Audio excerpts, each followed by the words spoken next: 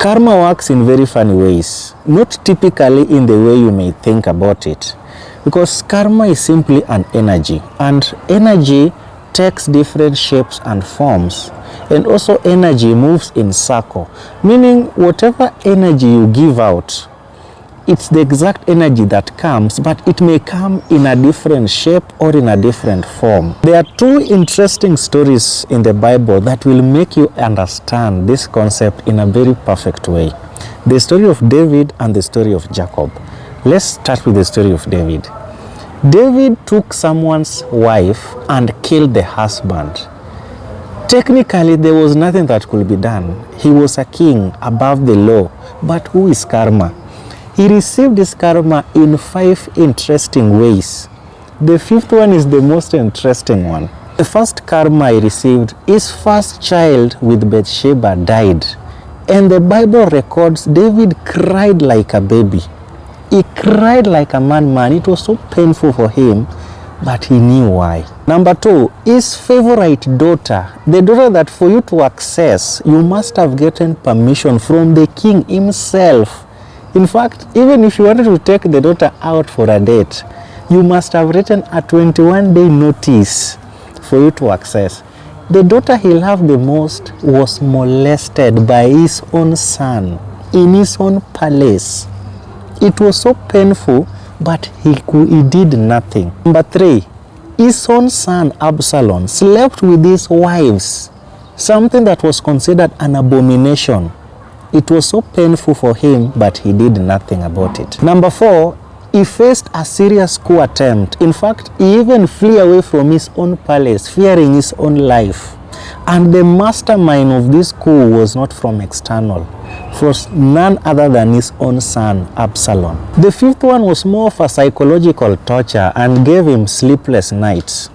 According to the Jewish law, if you inherit a wife after the death of the husband, technically, every child you bear with that woman belongs to the late husband.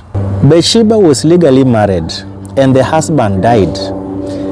Basically, according to the Jewish law, every child David had with Bathsheba, according to the Jewish law, belonged to the late husband. And this was one thing that was giving David sleepless nights. Now, let's get to the story of Jacob. Jacob tricked his own dad and stole his eldest brother's blessing, and he ran away to stay with Laban. He received his karma in a very interesting way. Okay, Laban had 2 daughters, Leah and Rachel, and Jacob fell in love with the youngest daughter, Rachel, so much. That was true love, pure love, the kind of love you can catch a grenade for. And they agreed with Laban, in order to get Rachel, he had to work for 7 years. Then after 7 years of hard labor, after undergoing wear and tear in Laban's farm, when time came for Laban now to hand over Rachel, he was given Leah. Jacob was so furious, and by then there was no return policy. The law was very clear. Goods once open cannot be returned. So he could not return Leah. Jacob felt the exact pain of being deceived.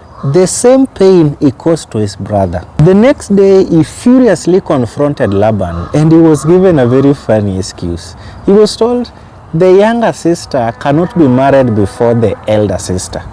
So Leah had to be married first. And in order to get his beloved Rachel, Laban gave another rule that he has to work for another 7 years.